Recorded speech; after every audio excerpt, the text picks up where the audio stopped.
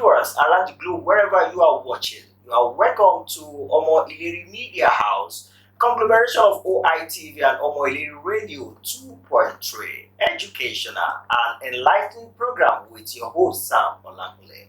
A fascinating and captivating segment that cuts across all spheres of life to properly examine and evaluate our relationship with God and our fellow brothers and sisters.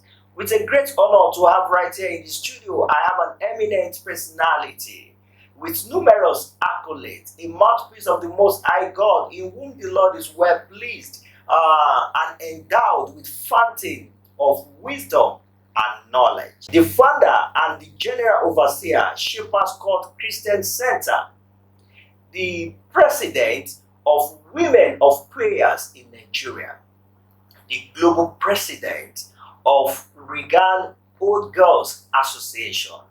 I have right here with me, I have the Reverend Dr. Mrs. ATINUKE AKINLUDE on set. Ma, you are most welcome, ma. Thank you very much. I mean, I'm very delighted to be here with you.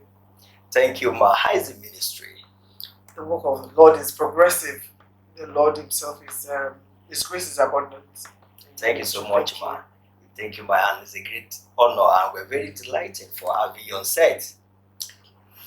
Ma, from the fountain of wisdom and knowledge you are being blessed with, we want you to also educate and enlighten our viewers around the globe. Does the scripture support divorce? What is the Bible's induction for divorce among the Christ body? Bíbélì fàyè gba ká túgbéyàwó. Ayé wà mẹ́. On what ground? Tí ṣìnà bá ti wọ̀, tí àgbèrè bá ti wọnú ìgbéyàwó, kí la ṣe fẹ́ ṣe àtúnṣe? Níbo ni ẹ̀mí ìdáríjì ti fẹ́ wá? Tí ọkọ rántí lójoojúmọ́ pé ọkùnrin kò rí ẹ̀ mú rí.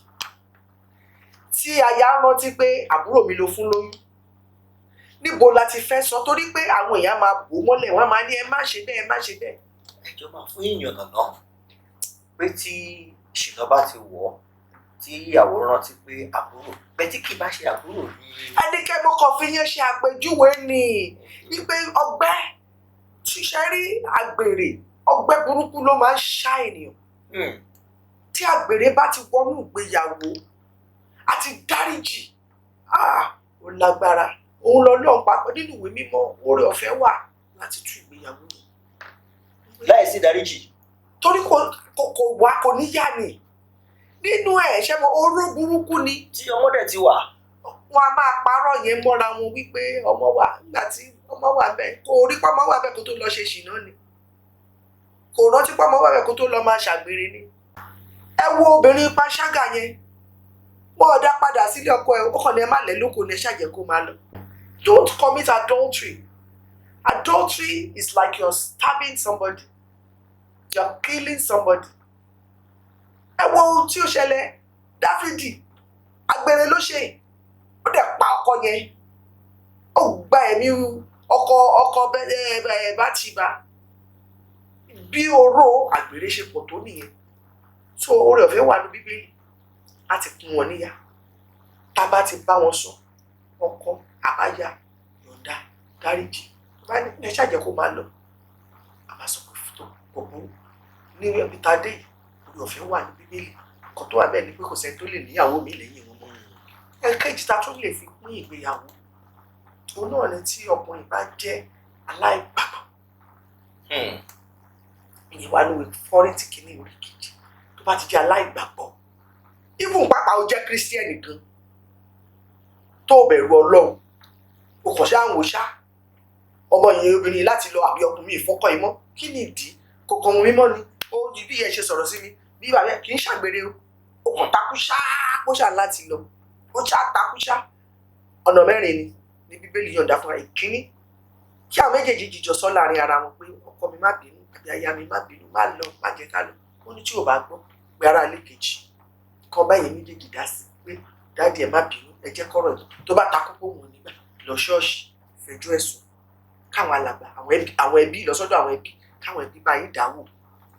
Tẹ́bí bá dá sí tó bá lóhùn tún gbà tó bá dẹ̀ kẹ́ni ẹ lọ síwájú Ọlọ́run yẹn ni pé lọ sí ṣọ́ọ̀ṣì káwọn alàgbà nínú Olúwa tó bá yín dá sí tó bá lóhùn ò ní gbà orí ọ̀fẹ́ wà láti pín yín pé kẹ́ máa lọ arábìnrin ìwọ máa lọ lálàáfíà ìwọ ọkùnrin máa lọ lálàáfíà àwa ti ṣe ọkùnrin yẹn gẹ́gẹ́ bí aláìgbà Ọlọ́run gbọ́ aláìbẹ̀rù Ọlọ́run tó ti wá sí church àti forúkọ Ọlọ́run bẹ̀ ó dẹ̀ ta àtúní ayé àtúní ọ̀fẹ́ láti pín ìgbéyàwó yẹn. Thank you so much, man. Let's quickly go on a short break. Go nowhere, stay with us. Still at the wonderful and captivating segment you can't afford to miss. We shall be right back.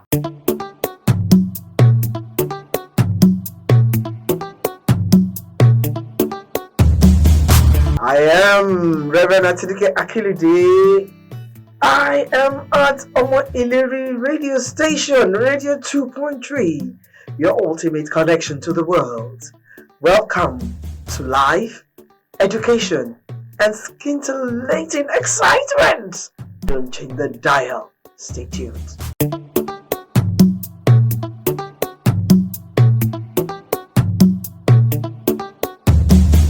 Welcome back and thanks for staying tuned. Still on this wonderful and scintillating segment with our guest, Reverend Dr. Mrs. ATINUKE AKINLUDE, the founder and general overseer of the scourtchristiancenter. She's our guest on set today. Ma'am, before we call it a day on this segment, what are the secrets to a happy family, happy home, and happy marriage? Thank you so much again. The secret to a happy marriage starts with number one, forgiveness. Peter was asking Jesus, how many times should I forgive my enemy? And Jesus said 70 times, 7 times, over 490 times.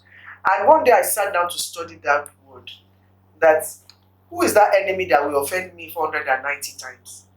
I see that the only person that can offend you 490 times is your spouse. The person you wake up, there's an offense. You sleep, there's an offense. You go out, there's an offense. You come back, that is the only person you roll your life with every day. We must learn to forgive our spouses, no matter how grave the sin is. Look at the story of Jesus Christ and the woman with the adultery, because that actually is the gravest sin that can break a marriage, adultery. Jesus said, when they asked him that, this adulterous woman, what should we do to her? They are supposed to stone her to death. You know what Jesus did? He wrote on the floor and looked up and said, if you have not sinned, stone her. And everybody walked away, knowing they all are sinners. So in marriage, forgiveness is key. Forgiving one another every time. Every time. Finding space in our heart to let go of the past. Not dwelling on, you have committed adultery, I saw your phone call, Don't dwelling on all of that. Let us see each other as we are all human beings. And then, even Jesus at the cross said, forgive them for they don't know what they're doing. See each other as not knowing. And I know one thing, from my years of counseling, I know very well that once one spouse has been caught in especially the sin of adultery, chances of their going back to it is very minimal. They usually are sober. They are grateful that my evil sin, you can forgive it. The spouse becomes a demigod, another god, that for forgiving me. The love becomes fresh. This person usually is ready to start afresh, more powerfully willing to sacrifice everything for that person who forgave. Tó bá ti wà nínú ìgbéyàwó, sọ ọkọ ẹ di àkọ́bí ẹ, sọ aya ẹ di àkọ́bí ẹ. Irú ìhà tó wá kọ sí ọmọ tó ti ara ẹ jáde, òun kò kọ sí ẹni ọwọ́ ọ̀tún ẹ̀yìn. Tó o bá ní pa ọmọ ẹ nítorí ẹ̀ṣẹ̀, má pa ọkọ ẹ nítorí ẹ̀ṣẹ̀. Tó o bá ní sọ ṣá ọmọ ẹ nù nítorí ẹ̀ṣẹ̀, má ṣàyàwó ẹ̀ dànù nítorí ẹ̀ṣẹ̀. Àwọn ọmọ wa ṣe la máa ń bá wọn àtúnwọ̀n túnṣe, àtúnwọ̀n kọ́, kọ́ lè dẹni ọ̀tún. Very important, forgiveness. Number 2, communication. Ká máa sọ̀rọ̀. Àwọn míì á sọ pé tí bá bá sọ kò kí ń gbọ́, mo sì máa sọ pé Fún àwọn obìnrin, àwọn ọkùnrin wọ́n ń ṣàṣìwèrè. Fún àwa ọkùnrin, àwọn obìnrin wa náà wọ́n ń ṣàṣìwèrè. Èèyàn máa ń wá àkókò tó dára láti dá ọ̀rọ̀ sílẹ̀ ni. Mo ti mọ̀ pé ọ̀rọ̀ yìí ó ń bí mi nínú, mú sùúrù di ìgbà tí ọ̀rọ̀ yẹn ṣe é sọ tó ti mọ̀ pé ara ẹ̀ ti wálẹ̀, torí nígbà tóun náà bínú tí wọn náà bínú, báwo lẹ ṣe fẹ́ sọ?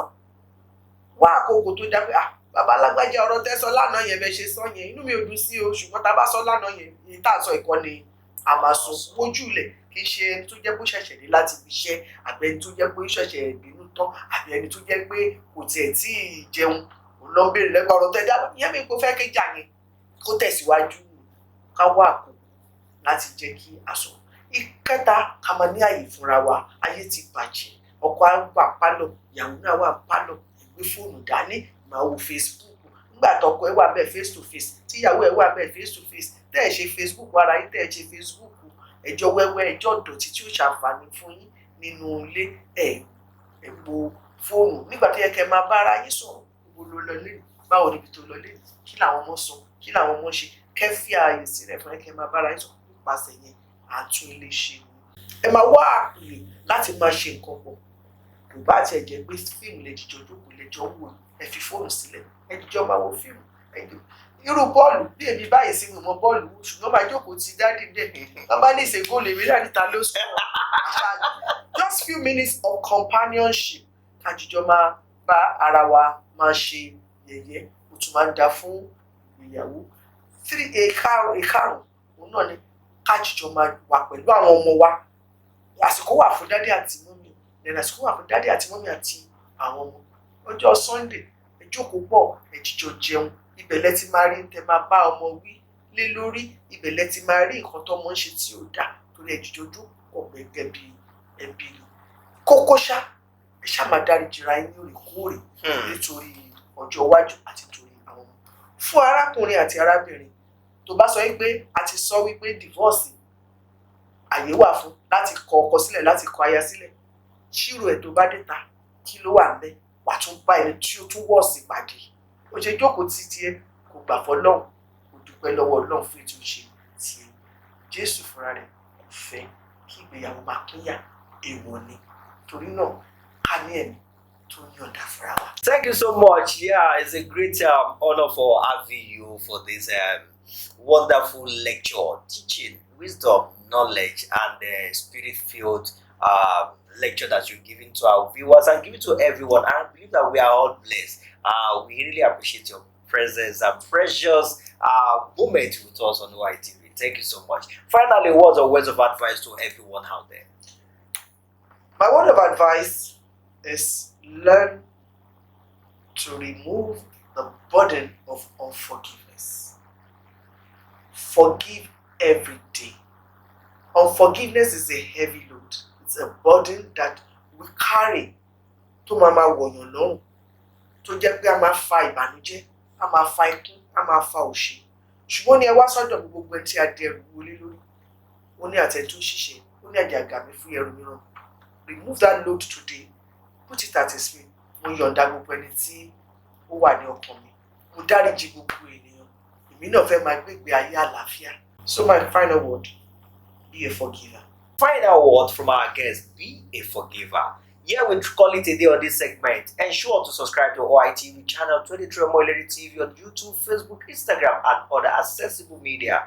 For more amazing content like this, OITV channel 23 Omoileri TV, your #1 online TV channel for positive, informative, educative, and scintillating programs which are worthy of sharing, adoring, and giving wings to your stories. From OITV, I remain Sam Olakunle.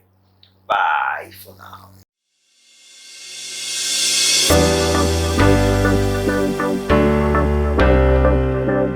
I am Reverend ATINUKE, AKINLUDE, prophetic and healing minister.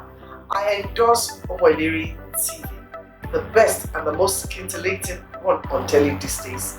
Don't change the dial. Don't miss out. You will be glad you joined them. Stay tuned.